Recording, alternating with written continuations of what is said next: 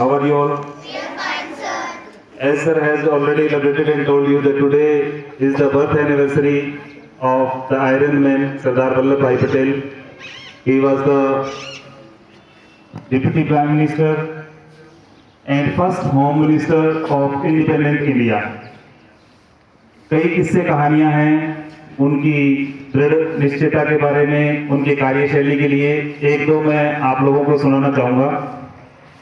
बचपन में उनको एक बार फोड़ा हुआ पैर पे। उस टाइम शिक्षा पद्धति इतनी उन्नत नहीं थी, चिकित्सा पद्धति इतनी ज़्यादा उन्नत नहीं थी, तो सलाह दी गई कि अगर आप इसको जला लेते हैं, किसी प्रकार से दाग लगा लेते हैं उसके ऊपर, तो ये जल्दी ठीक होने की संभावना है। माता पिता बड़े चिंतित हुए। सरदार वल्लभ भाई पटेल ने कहा कि आप चिंतित मत हो। उन्होंने खुद ही एक लोहे का सरिया गर्म किया और अपने उस फुंसी को, फोड़े को उससे जला दिया और वो तुरंत ठीक हो गए। ये उनकी दृढ़ इच्छा शक्ति दर्शाता है। जब वो वकालत की फॉर्म में काम कर रहे थे तो उसी दौरान गुजरात में सबसे पहले स्टार्ट हुआ था। देश भर में लगभग हर जगह प्लेग फैला था। प्लेग चूहों से फैलने वाली एक बीमारी है। तो किसी कारणवश वो अदालत में अपना कार्रवाई कर रहे थे, उसी दौरान उनकी पत्नी की मृत्यु हो जाती है और समाचार भी उनके पास आता है लिखित रूप में। एक कागज उनको थमा दिया जाता है, लेकिन उन्होंने अपनी जो कार्रवाई थी वो अनवरत जारी रखी और जैसे ही कार्रवाई समाप्त हुई उसके बाद में बताया घटना के बारे में, तो उनकी कार्यशैली के बारे में पता चलता है। पहले जब हमारा देश एक नहीं था, भारत अलग अलग विभाजित था, राजाओं के अधीन आते थे हम, स्वतंत्र नहीं था उस टाइम। जब बाद में स्वतंत्र हो गया तो जैसे कि सर ने बताया, एकीकरण का मुख्य कार्य सरदार वल्लभ भाई पटेल ने किया।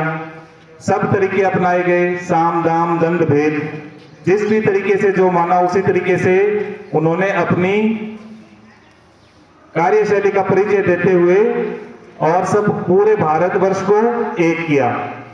अब मैं दृढ़ निश्चयता और इस बात पे एक छोटी सी कहानी और सुनाऊंगा आप लोगों को। कितने लोगों ने बाज देखा है, ईगल? Raise your hands. कितने बच्चों ने देखा है? Okay, put your hands down. कौन बच्चा जानता है कि बाज की उम्र कितनी होती है? एक बाज की उम्र नियर अबाउट 70 ईयर्स होती है, 70 साल। लेकिन 70 साल वो अपने 2 चरणों में जीता है।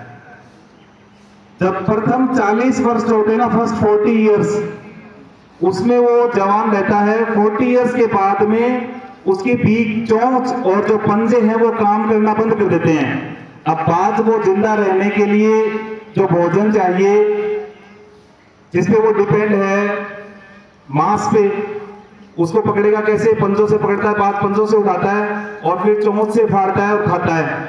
दोनों ही चीजें उसकी काम करना बंद कर देती हैं। तो 40 साल बाद में एक पड़ाव आता है उसकी उम्र में कि या तो वो अपने जीने की इच्छा शक्ति छोड़ दे और मर जाए, अदरवाइज उसको एक बड़ा कठोर निर्णय लेना पड़ता है। और वो कठोर निर्णय ये है कि बाज दूर उड़ करके पहाड़ों पे चला जाता है, चोटी पे, और वहां पे बैठ करके 150 दिन की उसकी तपस्या है, 5 महीने की। वो तपस्या क्या है? सबसे पहले वो अपनी चोंच जो उसकी खराब हो चुकी है, अब चीरने फाड़ने में कामयाब नहीं है, उसको पत्थरों पे मार मार के तोड़ के गिरा देता है। और जब वो चोंच, आप सोचिए कि अपने ही अंग को तोड़ के गिरा देना कितना मुश्किल होगा, लेकिन बाज को जिंदा रहने के लिए, अपने आगे का जीवन अच्छे से व्यतीत करने के लिए ये कंपल्सन है। अगर वो नहीं करेगा तो भूखा मर जाएगा। तो चोंच जब गिर जाती है तो 2-3 महीने में नई चोंच वापस आती है। जब नई चोंच आ जाती है तो चोंच की मदद से पंजे उखाड़ता है और वैसे ही वही प्रक्रिया रहती है। फिर से जब पंजे उखाड़ देता है तो धीरे धीरे समय लगता है, लेकिन नए पंजे आते हैं। तो अब वो अपना एक दूसरा जीवन स्टार्ट करता है, उस टाइम से दूसरा अध्याय अपने जीवन का, और 30 वर्ष की आयु फिर व्यतीत करता है उसके बाद में। अगर 40 वर्ष की उम्र में बाज ने ऐसा नहीं किया होता तो क्या वो 30 साल और जिंदा रहता?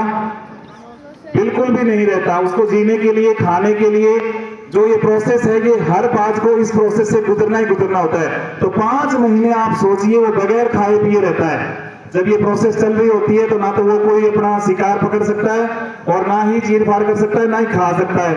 तो 5 महीने तक वो बिना भोजन के अपना जीवन यापन करता है। तो इससे शिक्षा हमें ये मिलती है कि अगर हमारी दृढ़ इच्छा शक्ति है, हमारे अंदर संयम है कोई काम करने का, तो कोई भी काम छोटा बड़ा नहीं है, कोई भी काम हम कर सकते हैं। लेकिन उसके लिए दृढ़ संकल्प, इच्छा शक्ति की बहुत ही महत्ता है, बहुत ही आवश्यकता है। आप इस जीवन से, इस कहानी से अपने जीवन में कैसे उतारेंगे, क्या सीख लेंगे? आप लोगों को तो ऐसा कुछ नहीं करना जो बाज करता है। आप लोगों को पढ़ाई करनी है।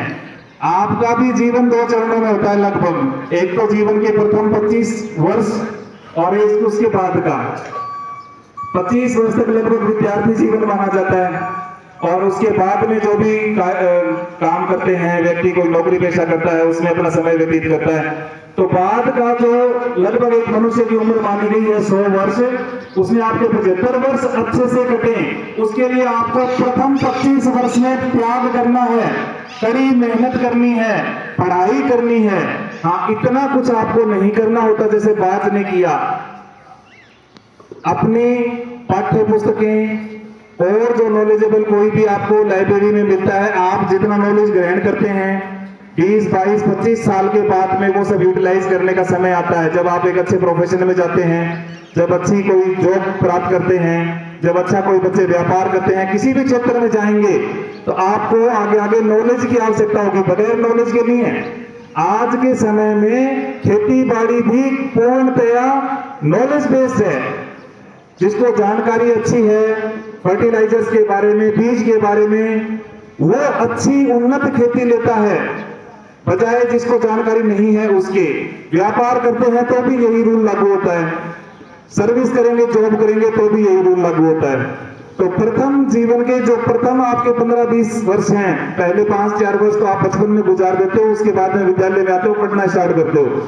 तो जो लगभग 20-1 वर्ष के दौरान जो है, जितनी आप पढ़ाई करेंगे, जितनी आप मेहनत करेंगे, वो आपके बाद के 75 वर्ष को संवारेगी। ये सब बच्चों को दृढ़ निश्चय लेना है, दृढ़ इच्छा शक्ति से ही बात बनेगी। कई बार हम सोचते हैं कि कल से पढ़ना स्टार्ट करेंगे, लेकिन वो कल कभी नहीं आता है। जो भी कार्य करना है, जो भी काम करना है, अच्छा आज ही करना है, अभी करना है। अगर ये सोच लिया कि मेरे को ये काम करना है, तो उसके लिए वक्त नहीं, वेट नहीं करना कि मैं 5 दिन बाद में, 10 दिन बाद में करूंगा। वो वक्त कभी नहीं आता, बीत गया वो भी कभी नहीं आता, और आने वाला भी कभी नहीं आता। जिंदगी जीनी है जो अभी है उसी में।